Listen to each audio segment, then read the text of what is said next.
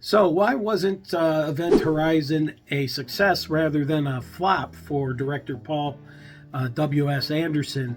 And of course, it's a story about the Event Horizon that disappeared for 7 years and then suddenly reappeared and brought back a little bit of hell with it, we surmise.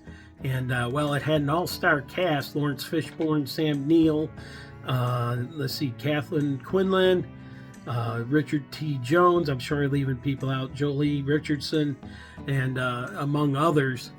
And well, at first it was compared to a couple other movies out there, and one in particular was Aliens, of course. And they said, well, it's a bloodier, gorier Alien. I don't know, I didn't see that, but it was also compared to Hellraiser, which I can see a little bit more it being compared to, just because of the subject material, but it did not lack for me for the goriness and the violence, and that could have been a drawback for a lot of people. Remember, we're talking 1997, and well, it also suffered a little bit from timing, and it was pushed up on its release date by Paramount, so it wouldn't compete with Paramount's Titanic.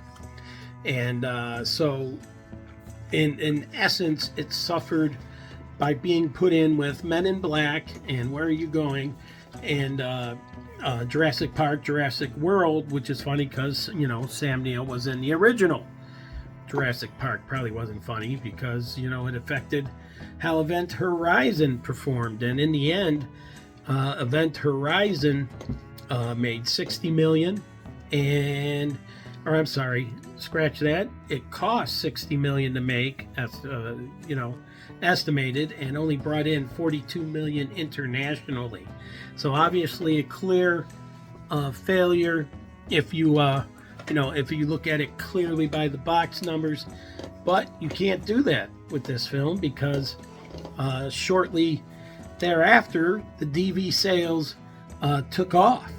And well, since it suffered from quick editing and a lot of cuts that Paul W.S. Anderson had to do, at least 30 minutes of the film that would have extended the hell scene and these grotesque violent scenes that the astronauts saw, led to really its demise at the box office. It only had 60% of the normal time for editing.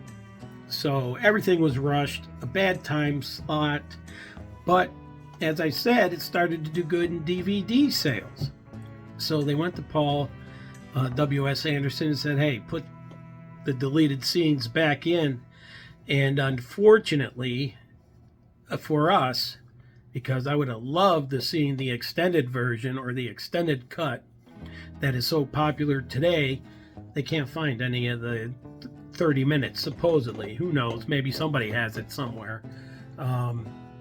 But that's very disappointing. Maybe someday we will see it. But it is now considered one of Paul Anderson's best films. So, you know, time changes everything. It's a shame that this wasn't noticed at time of release, but at least this movie is got some redemption in the end, and it is well worth the watch. It's a 3.5 out of 5. So if you haven't seen it, go see it. And if you have seen it like me, you'll watch it again and again and again.